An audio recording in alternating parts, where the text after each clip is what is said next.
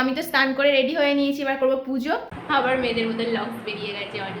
এটা হলো অনির সারাদিনের ফেভারিটটা কাজ, তাই তো Oni? Stone paper scissor, stone paper scissor, stone paper scissor. মানে পরের দানটা হচ্ছে ফাইনাল দান, যে জিতবে সেই উইনার। 1,00,000 টাকার দান মতন। Good morning everyone. আজকে আমাদের দুজনেরই ঘুম থেকে উঠতে অনেক দেরি হয়ে গেছে, তার উপর আবার আমার অফিস আছে, তাই সব কাজ খুব তাড়াহুড়ো করে করা হচ্ছে। ওদিকে ম্যাডাম টিফিন রেডি করছে আমার জন্য, তো এবার আমি টিফিন করে নেবো। এখানে টিফিনে রয়েছে কুমড়ো আলুর ছক্কা, ড্রাই ফ্রুটস, আর এখানে রয়েছে মেথি মৌরির জল। তো আমি তো স্নান করে রেডি হয়ে নিয়েছি, এবার করবো পুজো। অনেকে টিফিন দিয়ে দিয়েছি, অনেক ড্রেস বের করে দিয়েছি, অনেক অফিসের জন্য রেডি হয়ে নিক, এদিকে আমি পুজোটাও করিনি। আজকে উঠতে যা দেরি হয়ে গেছে, ওই জন্য সব কাজই ডিলে হচ্ছে। স্যারের তো টিফিন অলমোস্ট খাওয়া হয়ে গেছে, ড্রেস বাইরে আছে রেডি করা, পরে নিবি। হ্যাঁ, আমি পুজো করতে যাচ্ছি। এখানে জলটা খাসনিস কেন? মুড়িটা খেয়ে নি তো, হুম।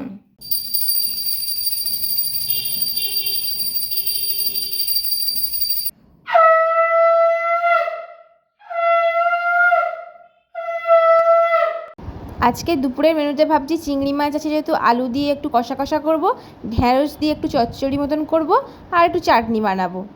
যেহেতু চিংড়ি মাছটা আলু দিয়ে কষা কষা করবো, আলুগুলোকে ফার্স্টে কেটে নেব। আলু কাটার পরে টমেটো, পেঁয়াজ কেটে নেব। এদিকে ঢ্যাঁড়সের ঝালটা বানানোর জন্য ঢ্যাঁড়সটাও কেটে নেব, এবং চিংড়ি মাছে নুন, হলুদ, লঙ্কা গুঁড়ো দিয়ে একটু বাঁকিয়ে রাখবো। তারপর চিংড়ি মাছগুলোকে ভেজে নেব। অনিতা টিফিন খেয়ে বেরিয়ে গেছে, আবার সেই দুপুরে লাঞ্চ করতে আসবে। আমারও টিফিন খাওয়া হয়ে গেছে, এই রান্নাটা করে রেখে জামা কাপড়গুলোও কেচে নিতে হবে। চিংড়ি মাছের এই তরকারিটা মায়ের হাতে যা ভালো লাগে না, আমি বানাই ঠিকই কিন্তু মায়ের হাতে আমার দারুণ লাগে। এটা কি নাম আসলে আমি সেটা জানি না, কিন্তু মা এরকম করেই বানাতো বলে আমিও বানাই। আমার এমনি চিংড়ির নর্মাল ঝালের থেকে আলু দিয়ে এরকম একটু কষা কষা করলে বেশি টেস্টি লাগে, তো আমি ওই রকমই বানাই। আগে একদিন বানিয়েছিলাম, খুব ভালো হয়েছিল, তো আজকে ওই জন্য বানাবো। তো এই তরকারিটার জন্য আমি সর্ষের তেলটাই বেশি ব্যবহার করার চেষ্টা করি। তো সর্ষের তেলটাকে কড়াই দিয়ে আলুগুলোকে মচমচে করে ভেজে তুলে নেব। তারপর চিংড়ি মাছটা ভাজবো আর মশলা কষাবো। তো আলুটাকে ভালো করে ভেজে আগে তুলে নিই, তারপরে এবার কড়াই চিংড়ি মাছটা দিয়ে ভালো করে ভেজে নিতে হবে। চিংড়ি মাছ খেতে তো আমার দারুণ লাগে। মাছের মধ্যে ইলিশ মাছটাই সবথেকে ভালো লাগে, আর চিংড়ি মাছ তার থেকেও বেশি ভালো লাগে। তাই বাড়িতে থাকলেই আমার জন্য চিংড়ি মাছ আনা হয়। এদিকে চিংড়ি মাছে আবার আমার অ্যালার্জি, যদি চিংড়ি মাছ একটু বেশি খাই আমার চোখ আবার লাল হয়ে যায়। এরকম তো অনেক হয়েছে, পরীক্ষার সময় আমি লোভে পড়ে চিংড়ি মাছ খেয়ে নিয়েছি, কিন্তু পরীক্ষা দিতে গিয়ে চোখে যে অসুবিধা হতো, বিয়ের সময় আমার অ্যালার্জি হয়েছিল, তাই আমাকে চিংড়ি মাছের মালাইকারি হওয়া সত্ত্বেও অনি আমায় খেতে দেয়নি, কারণ তার পরের দিন রিসেপশান ছিল, তো প্রবলেম হতো। ওই জন্য বলেছিল না না, বিয়ের দিনে চিংড়ি মাছ খেতে হবে না, কালকে বাদে পরশু দিন রিসেপশান রয়েছে, সব কিছু ম্যানেজ করার আছে। এই চিংড়ি মাছ যে আমার কাছে কি ইমোশান বলার মতন, আমার প্রচণ্ড ভালো লাগে। তো এবার চিংড়ি মাছের মশলাটা কষিয়ে নেবার পালা। মশলা কষানোর জন্য তেলের মধ্যে প্রথমে শুকনো লঙ্কা ও তেজপাতা ফোড়ন দেবো, তারপর রসুন কুচি দিয়ে একটু ভাজা ভাজা হয়ে গেলে তার মধ্যে পেঁয়াজটা অ্যাড করে দেবো। পেঁয়াজটাও হালকা ভাজা হয়ে গেলে তার মধ্যে টমেটোটা অ্যাড করে আদা বাটাটা অ্যাড করে দেবো লঙ্কা গুঁড়ো, হলুদ গুঁড়ো, জিরে ধনে গুঁড়ো দিয়ে ভালোভাবে মশলাটা কষা হয়ে গেলে তার মধ্যে ভাজা আলুটা অ্যাড করে একটু নেড়ে নিয়ে তার মধ্যে জল অ্যাড করে দেবো। এবার এর মধ্যে জল অ্যাড করে ঢাকা দিয়ে দেবো, এটা ফুটুক, ততক্ষণে আমি কিছু কাজ সেরে নেব। তো জামা কাপড়গুলো এখানে আগে তুলে নিই, এগুলো কালকে কেচেছিলাম। যেহেতু আমাদের হচ্ছে ঘরের ব্যালকনির মধ্যেই জামা কাপড়গুলো দিই, তো রাতেও থাকে যাতে শুকনো হয়, কারণ একদিনে শুকনো হয় না, খুব একটা রোদ আসে না, তো এখন বৃষ্টি ওয়েদার, ওই জন্য সব একদিনে শুকনো হয় না। কালকের এগুলো আগে শুকনো তুলে নিই, তারপরে এবার বিছানাটা গুছিয়ে নেব। বিছানাটা না ভালো করে গুছানো থাকলে মনটাই ভালো লাগে না। বিছানাটা সুন্দর টান টান গুছানো থাকে, আমার খুব ভালো লাগে। এটা আমার মা খুব বলতো আগে, কিন্তু তখন আমি এটা বুঝতাম না। এখন আমার নিজের মধ্যে এটা কীভাবে কাজ করে জানি না, এখন নিজেই দেখি বিছানা গুছানো থাকলে মুড ভালো হয়ে যায়। বুঝতে পারছি যে ধীরে ধীরে মায়ের মতন হয়ে যাচ্ছি আমি।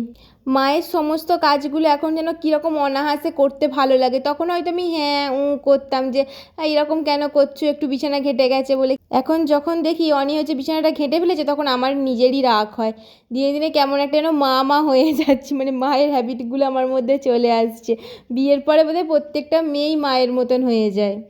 তো আমার বিছানাটা টান টান করে গুছানো কমপ্লিট হয়ে গেল। আমাদের বিছানাতে সবসময় ল্যাপটপ থাকবেই, কারণ অনেক সকাল বিকাল এই ল্যাপটপে সারাক্ষণ কাজ করে, তো এটাকে সরিয়ে দিলে ওর একটু অসুবিধাই হয়। তাই আমাদের বিছানায় ল্যাপটপ আরও দুটো মাছ, এই দুটো থাকবেই আমাদের বিছানার মধ্যে। এবার কালকের যে জামা কাপড়গুলো তুললাম সেগুলোকে একটু ভালো করে ভাঁজ করে আলমারিতে ঢুকিয়ে দেবো। বিছানা গুছানো হয়ে গেছে, এবার তো কালকের যে জামা কাপড়গুলো তুলেছি এগুলোকে গুছিয়ে ফেলি, কারণ এগুলো এরকম পরে থাকলে আমার দেখতে যেন কেমন একটা লাগে। তরকারি তো ফুটে গেছে, এবার এর মধ্যে চিংড়ি মাছগুলো অ্যাড করে দেব। চিংড়ি মাছ অ্যাড করে দিয়ে একটু ফুটিয়ে নেব। ভালোভাবে ফুটে গেলে এর মধ্যে গরম মশলা, একটু কাসুরি মেথি অ্যাড করব, এটা টেস্টটা খুব ভালো হয়। এখন করে যে কোনো রান্নায় কাসুরি মেথি দিলে অনি তো খেতে খুব পছন্দ করে, ওই জন্য একটু কাসুরি মেথি বেশি করেই অ্যাড করছি। তরকারিটা নামিয়ে নিয়ে এদিকে ভাতটা দেখতে হবে, ভাতটাও হয়তো হয়ে এসছে। আর একটু ঝরঝরে ভাতটাই অনি খেতে বেশি, মানে শক্ত শক্ত ভাতটা খেতে অনি বেশি পছন্দ করে। আমি একটু নরম ভাত খাই, কিন্তু অনি একটু শক্ত ভাত খেতেই বেশি পছন্দ করে। আর ঢ্যাঁড়সের ঝালটা বানাবো। ঢ্যাঁড়সের ঝাল বানানোর জন্য ফার্স্টে কড়াই সর্ষের তেল দিয়ে ঢ্যাঁড়সটা দিয়ে দেবো, ততক্ষণ ঢ্যাঁড়সটা ভাজা হোক। এদিকে ভাতও রেডি হয়ে গেছে, ভাতের ফ্যানটা গড়িয়ে নিই। তারপরে ঢ্যাঁড়স ভাজার মধ্যে একটু পেঁয়াজ অ্যাড করে বিভিন্ন মশলা দিয়ে জল দিয়ে দেব। তো এরপরে হচ্ছে বাসনগুলো মেজে নেব, কারণ এই রান্না করার পরে কড়া টড়াগুলোও তো পড়বে, একসঙ্গে অনেক বাসন পড়লে আমার মাজতে খুবই অসুবিধা হয়, তাই অল্প অল্প করে বাসনগুলো মেজে নিই। ছোটোবেলায় একবার মামার বাড়ি গেছিলাম, এই ভীম জেল তখন নতুন নতুন উঠেছে। আমার এত এই গন্ধটা ভালো লেগেছে, আমি শুধু বাসন মাজছি, মানে এত ভালো লাগছিলো বাসন মাজতে আমার। এখনও এই বার দিয়ে বাসন মাজার থেকে এই জেলটা দিয়ে বাসন মাজতে খুব বেশি ভালো লাগে। আমি বেশিরভাগ টাইমটাতে জেলটাই ইউজ করি, তবে কড়া টড়া মাজার সময় এই জেলটা দিয়ে আবার গুছিয়ে মাজা যায় না, তখন আবার বারের মানে সাবানটা ইউজ করতে হয়। আমার তো রান্নার দিকে অলমোস্ট প্রায় রেডি হয়ে গেছে, তো ওই জন্য জামা কাপড়গুলো কেচে নিই, নাহলে ওদিকে বেলা বেড়ে গেলে রোদ আবার পড়ে যাবে, তখন জামা কাপড়গুলো ভালো শুকনো হবে না। আমার তো সপ্তাহে রেগুলারই কাচাকুচি করতে হয়, কারণ অনি তো এক ড্রেস দুবার পরে না। অনি ছাড়াও আমার তো রেগুলারে নাইটি থাকে, এদিকে টাওয়াল গামছা, তো এই মিলিয়ে আমার রোজ প্রায় 1 বালতি করে কাচতে হয়। গরম মাখানো যাচ্ছে না, আস্তে আস্তে কর। পেঁপে ভাতে দিয়েছি, খেয়ে নিবি। তোর জন্য দিয়েছি, আমার জন্য দিয়েছি। হচ্ছে ওলটা আমার জন্য। আমার এই ওল মাখা খেতে যা ভালো লাগে না, এরকম অনেক ওল খেলে গলা ধরে নাকি? না না, এই ওল খেলে গলা ধরে না, আমার এটা হলেই হয়ে যায়, আমার খুব ভালো লাগে ওল মাখা খেতে। এটা কি রে, কি সুন্দর দেখতে হয়েছে। বল না কি, চিংড়ি মাছের কষা। দারুণ দেখতে হয়েছে তো। তো আমি লাঞ্চ করতে চলে এসেছি। আজকে দেখছি অনেক কিছু আয়োজন হয়েছে। এদিকে পেঁপে ভাতে, ওল ভাতে, এখানে চচ্চড়ি হয়েছে একটা ঢেঁড়সের, এখানে চিংড়ি মাছের তরকারি, এখনো নাকি চাটনি হচ্ছে শুনলাম। যে একটু পরে নামিয়ে দেবো, আজকে ঘড়ি পরে যেতে ভুলে গেছি। তো টমেটোর চাটনি আমার অলমোস্ট ডান হয়ে গেছে, এবার নামিয়ে নেব। অনি টমেটোর চাটনি খেতেই বেশি পছন্দ করে, আমের টামের খায় না, তাই আজকে টমেটোর চাটনি করেছি। চাটনি হয়ে গেছে, দেখেছিস চাটনিটা? চুলটা মুখের সামনে পুরো মেয়েদের মতো না। না না, ভালো লাগবে চুলটা আছে বলে। আবার মেয়েদের মতো লক্স বেরিয়ে গেছে অনেক। দুপুরবেলা যাই খাই, আমের সিজনে আম না খেলে আমার ঠিক মনটা ভরে না। তো অনি তো আম খায় না, আমি একাই খাই। গোটা আম খাবো না, এখন কিছুটা খাবো, আর কিছুটা টিফিন বক্সে ভরে রেখে দেবো, রাতে খাবো। আমার তো দুবেলাই আম লাগে এই গরমকালে। আম ছাড়া আমি গরমকালটা ভাবতেই পারি না, আমার এত আম ফেভারিট না, বলার মতো না। আমাদের দুপুরে তো লাঞ্চ করা হয়ে গেছে, এবার বাসনগুলো মেজে নেবার পালা। শুধু তো খেলেই হবে না, বাসনগুলো মাজতেও হবে। তো প্লেট মাজতে আমার কোনো অসুবিধা হয় না, এই কড়া মাজতে যেন আমার একটু বিরক্ত লাগে। তো ঠিক আছে, বেশি তো পরে নি, অসুবিধা হবে না। জামা কাপড়গুলো কাচার পরে তো অনি চলে এসেছিলো, তাই লাঞ্চ করে নিয়েছিলাম। মেলা আর হয়নি জামা কাপড়গুলো, অনি হচ্ছে খেয়ে অফিস চলে গেল, এবার জামা কাপড়গুলো মেলে দিই। জামা কাপড় মেলতে আমার না আগে মানে বিয়ের আগে খুবই প্রবলেম হতো, আমি বুঝতেই পারতাম না কোনখানে কোন জামা কাপড়টা দিলে ঠিকঠাক রোদ পাবে কি। এখন তো আমাকেই মেলতে হয়, সে যেদিকে রোদ পেলো পেলো, না পেলো না পেলো, আমি আমার ইচ্ছা মতন মেলি। এবার সেটা ঠিক হয় কি না আমি ঠিক বলতে পারবো না, এইভাবেই আমার কাজ করতে হয়। ব্যালকনির এই জায়গাটা এতটাই ছোট, মানে অন্যরকম বিভিন্ন রকমভাবে দড়ি দিয়ে দিয়েছে অনি, যাতে আমি একটু বেশি জামা কাপড় দিতে পারি, কারণ আমাদের প্রতিদিনই তো অনেক অনেক জামা কাপড় পরে কাচার জন্য। তো অনেক রকমভাবে দড়িটা না দিলে আমার এতগুলো জামা কাপড় ধরতো না। এগুলো সব অনিই দড়িগুলো লাগিয়ে দিয়েছে। জামা কাপড় মেলা তো আমার হয়েই এসছে, এবার আমি একটু ফ্রেশ হব, কারণ সকাল থেকে কাজ করে যাচ্ছি, এবার একটু ফ্রেশ হয়ে শুতে হবে। তো সকালে যেহেতু আমি স্নান করেছি, এখন আর স্নান করব না, একটু ফেস ওয়াশ করে নিয়ে ড্রেসটা চেঞ্জ করে আমি একটু রেস্ট নিয়ে নেব।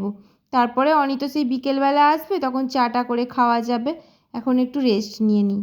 এই গরমে আমি সারাদিনে অনেকবারই ফেস ওয়াশটা করি, কারণ আমার তো অয়েলি স্কিন, বারবার না ফেস ওয়াশ করলে মুখটা প্রচণ্ড অয়েলি হয়ে যায়। অনি তো অফিস থেকে ফেরার প্রায় সময় হয়ে এসছে, এখন বাজে ঘড়িতে 6:30। তো অনির ছুটি হবে ওই 6:40 নাগাদ।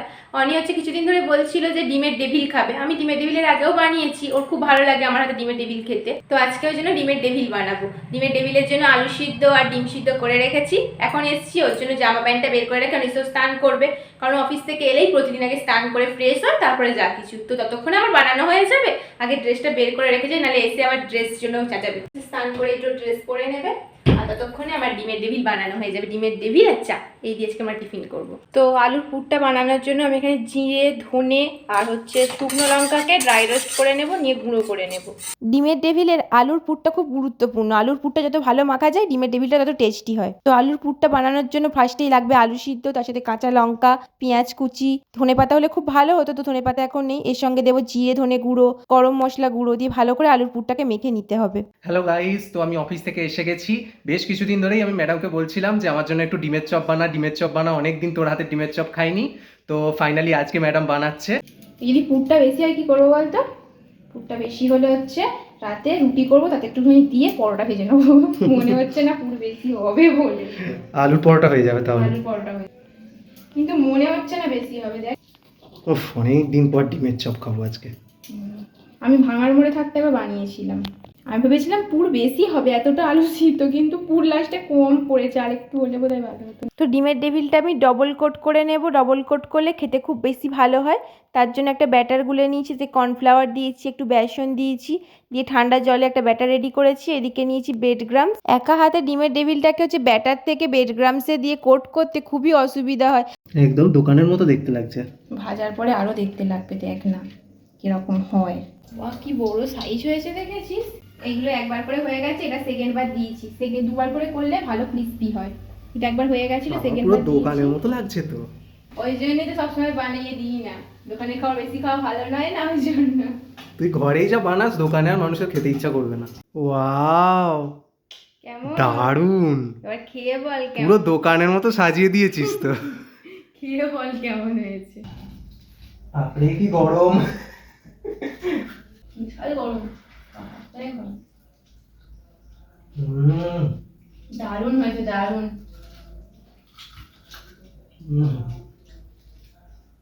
ভাই দোকানে আর খাবো না, তুই বানিয়ে দিস। দোকানে খুলে ফেলি। এত ভালো টেস্ট হয়েছে না, অসাধারণ অসাধারণ। এই দেখ না, এক্ষুনি স্ট্যাটাস দেবো হোয়াটসঅ্যাপে, হাজার বন্ধু মেসেজ করবে, সালা ভালোই আছিস। একদম পুড়ে ঠাসা দেখছিস, সেরকম ভালো ধোঁয়া উঠছে। আর সেরকম পুরটা একদম ঠাসা, তো আর হেভি টেস্ট হয়েছে। দারুণ দারুণ।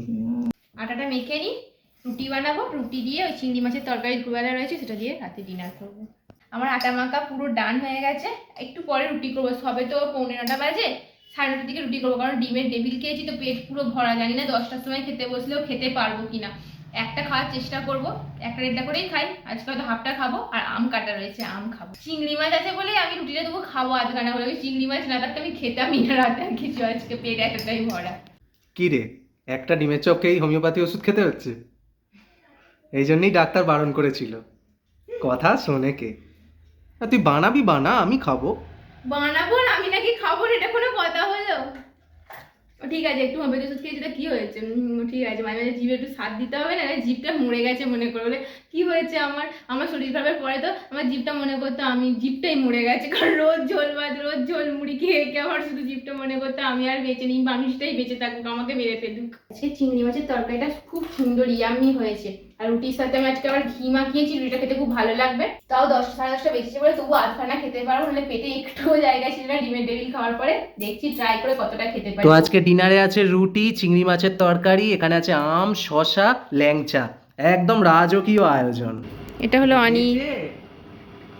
অনির সারাদিনের ফেভারিট একটা কাজ, তাই তো অনি? একদম। আর এরাও সারাদিন অনির কাছে খাবে বলে অপেক্ষা করে থাকে কখন অনি এসে খাওয়াবে, কারণ এই যে বাড়িতে সারাদিন একটা প্রাণী থাকে, আমি যে ওদেরকে খাওয়াই না। তো গাইস, আমাদের ডিনার করা হয়ে গেছে। একটু খাবার খেয়েছি ডিনারে, কারণ ডিমের ডেভিলকে আমাদের পেট পুরো ভরা ছিল। বাই দ্য ওয়ে, আমি অনি, আমি মাম্পু। আমাদের অনি মাম্পুর ডায়েরি আরেকটা নতুন পাতা তোমাদের সঙ্গে শেয়ার করলাম। কেমন লাগলো অবশ্যই কিন্তু জানিও, আর ভালো লাগলে লাইক করতে একদম ভুলবে না। এবার আমরা ফ্রেশ হয়ে ঘুমিয়ে পড়বো। তো তোমাদের সকলকে গুড নাইট, সবাই খুব ভালো থেকো, সুস্থ থেকো, আর আমাদেরকে অনেক অনেক ভালোবাসা দিও। টাটা। যেহেতু এখনো 12টা বাজেনি, তো এরা এখন আর কোটা হয়েছে 12টা 12:30 ঘুমোতেই পারেন না, সারাদিন অফিস করে, আমার আগে ঘুম থেকে উঠে পড়ে, তাও ওর কেন যে ঘুম আসে না জানি না। তো এখন যেহেতু ঘুম আসছে না, তাই এখন বলছে স্টোন পেপার সিজা খেলবে। রাত 11:30টার সময় গুড নাইট ব্লগ করে নেওয়ার পরেও বলছে স্টোন পেপার সিজা খেলবে। কি অদ্ভুত পাগল। আরে এমনি এমনি কি খেলবো? আর বাজি হবে তো। কিসের বাজি? আইসক্রিম না, এগ রোল। ঠিক আছে, তুই জিতলে এগরোল খাওয়াবো, আমি জিতলে আইসক্রিম খাওয়াবি। না, আমি জিতলেও আইসক্রিম খাবো। খাবি। বড় বড় বড় বড় ওই যেটা কিনেছিলাম আমুলের butterscotch. Stone paper stone paper scissor, stone paper scissor, stone paper scissor, stone paper scissor, stone paper scissor, stone paper scissor, stone paper scissor. একদম অলরেডি আমি জিতে গেছি। যেই জিতবে আইসক্রিমের আমুলের, ঠিক আছে? হ্যাঁ, আমি জিতে চকলেট আর তুই জিতলে বাটারস্কচই কেনা হবে। না না, তাই খেলবো না। চকলেট। না খেলবো না। Stone paper scissor, stone paper scissor, stone paper scissor, stone paper scissor, stone paper scissor, stone paper scissor, stone paper scissor, stone paper scissor, stone paper scissor, stone paper scissor, stone paper scissor, stone paper scissor, stone paper caesar. ইয়ে, আমি একদম জিতেছি। তার মানে এবারে পরের টানটা হচ্ছে ফাইনাল ফাইনাল ডান। যে জিতবে সেই উইনার। 1,00,000 টাকার ডান মতন আইসক্রিমের ডান, ঠিক আছে? আমি জিতলে চকলেট, ও না, জিতলে যে জিতুক বাটারস্কচ। না, ওসব হ্যাঁ, হবে আমি না। প্রথমে চকলেট মানে আমি প্রথমে আচ্ছা ঠিক আছে, বলেছি। যে তার উল্টো জন টাকা দেবে, তাই তো? হ্যাঁ ঠিক আছে, বাটারস্কচই হবে। আমি জিতলে তুই টাকা দিবি, তুই জিতলে আমি টাকা দেবো, হ্যাঁ ঠিক আছে?